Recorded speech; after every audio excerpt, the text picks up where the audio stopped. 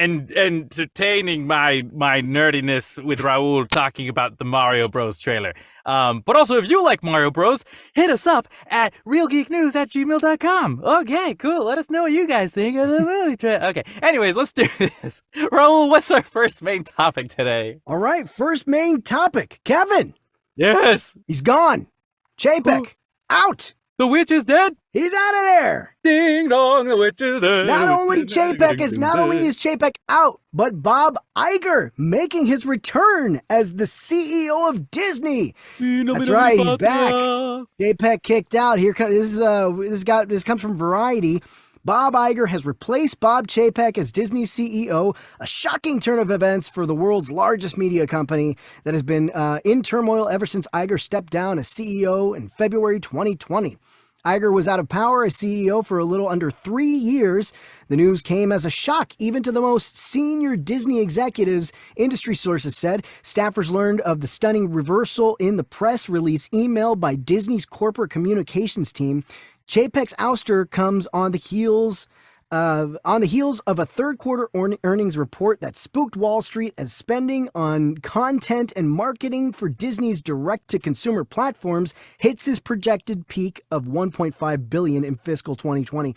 And also, other side note, Chapek himself also found out the day they announced it. He had no idea, and he himself also found out that day along with everybody else. So that's kind of crazy. Holy dang, that's nuts, man. Yeah, man, this is crazy. Of course, we all know Chapek has not had the best reputation as the CEO of Disney. I mean, there were so many things that he's done.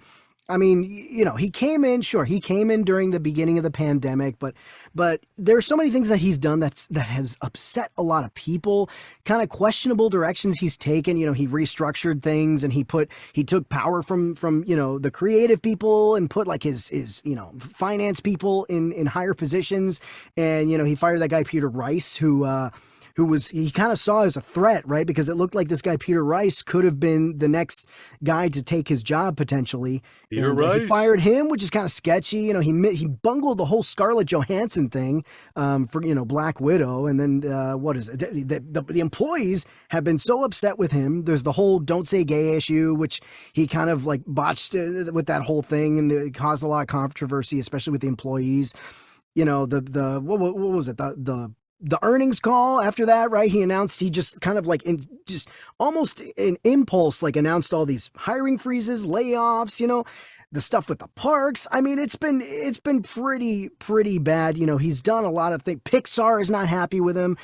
Anyway, just a lot of crazy things that have happened that have not made him the most popular CEO of Disney. So I don't know. Bob Iger is back. This is the guy who under his tenure, you know, Disney experienced some of the biggest growth, you know, ever since, you know, in a long time. So just to put into perspective, Bob Iger bought Star Wars, Marvel, Pixar, like everything that we know and love now. 20th Century Fox, like, dude, everything. He bought it himself. And Muppets. Muppets, oh my God. Muppets like, the too, list yeah. goes on and on. Like, the guy knows how to be creative and make his company grow. Whereas once he left and Bob Chapek kind of stepped in, I think Bob Iger was under the impression that Bob Chapek was going to be like, yeah, I'll just do everything that you told me to do now that you're gone. Nope, that didn't happen at all. Instead, Bob Chapek was like, okay, now that I'm the leader, screw you and all the rules that you had for me. I'm going to do whatever the heck I want. And Bob Iger was all like, okay.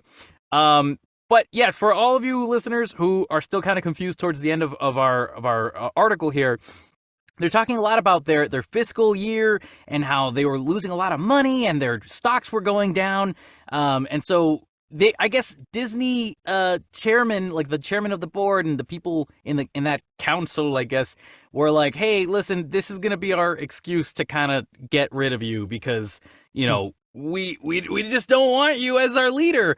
But really what Raul just said, there's so much more to that than we thought. This is their pretty way of firing Bob Chapek.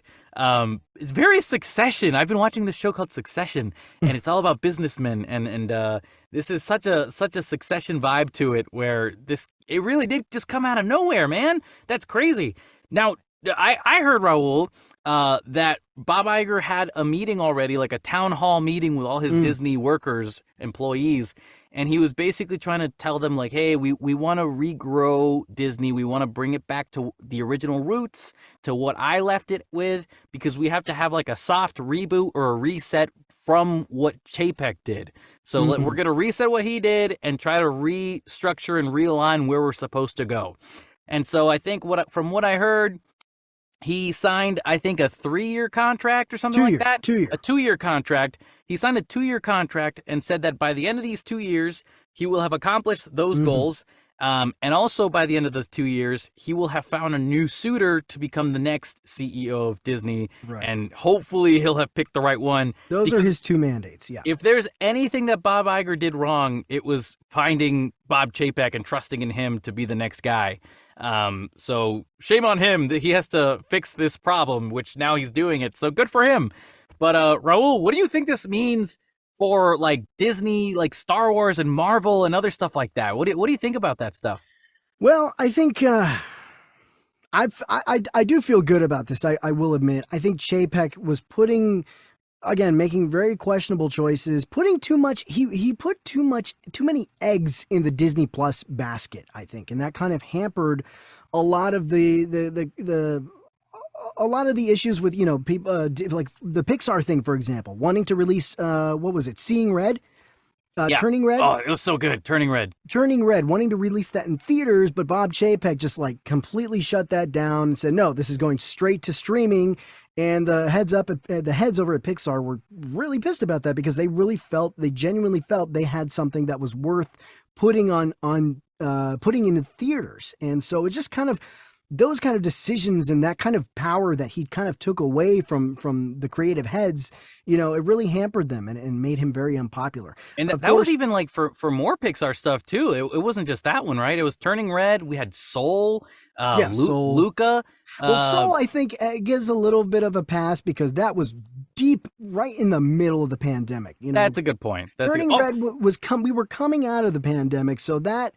That should have been more kind of released in theaters, I guess. That was, it's a different situation with Turning Red. I will say this too, though, is that I think I got to hand it to Bob Chapek, because he was the CEO of Disney during the beginning of the pandemic. Right. So, this guy had to make all these really difficult choices, and obviously they didn't work out the way that we wanted them to. That's the thing, is like, sure, we'll give him a little bit of a pass because he took over during the pandemic. Like you said, he had to make some difficult choices, but the choices he made, turns out they weren't the best ones. So It's like, he was put to the test and, really wasn't up for it. I want to see, now that Bob Iger's in place, I want to see more movies for Star Wars in theaters.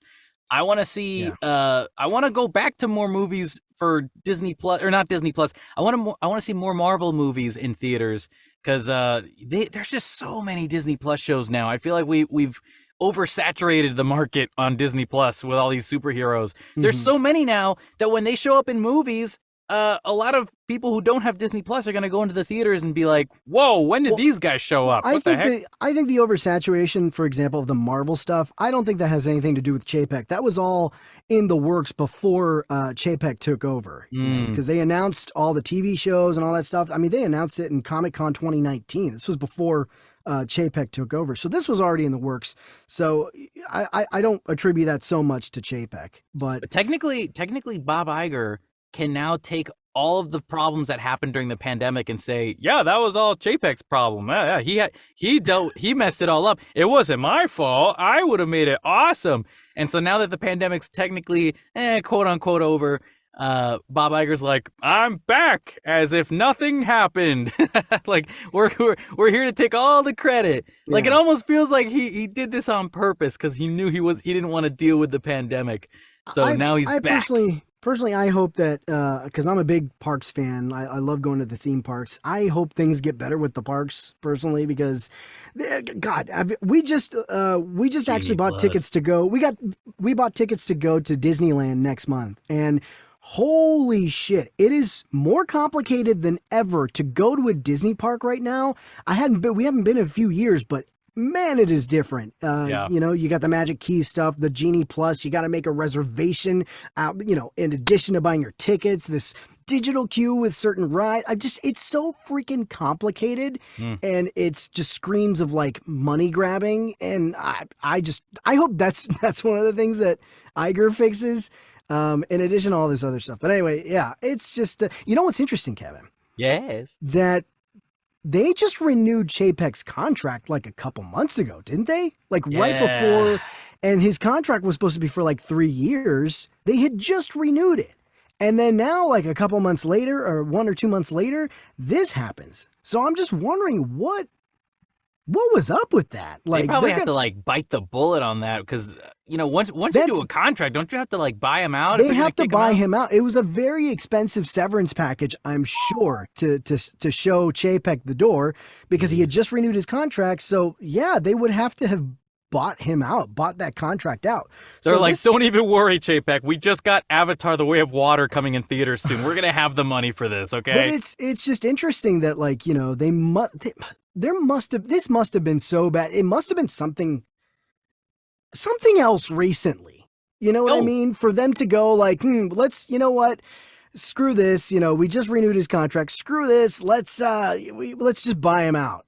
Yeah, I mean, if anything, it sounds like there must have been a last straw. The straw that broke the camel's back. It's got to be a behind the scenes thing, and I'm sure that we're gonna find out eventually, if not now. But if we don't find out, if we don't hear anything, I think what matters now is that we have Bob Iger back, and the guy hopefully has a good plan to get everything restructured again, back into order, giving Pixar opportunities again in theaters, giving Marvel and Star Wars more opportunities to grow themselves. Maybe sending Kathleen Kennedy home, you know, because I think she's already about to do her 10th year at Lucasfilm. Yeah. If she decided to retire now, I'd be totally okay with it because I know that's been a big issue because a lot of people haven't been too happy with the way Kathleen Kennedy has been running Lucasfilm, and I've got my issues with that as well. So yeah, we could talk about that for days, though. We could talk about that for days.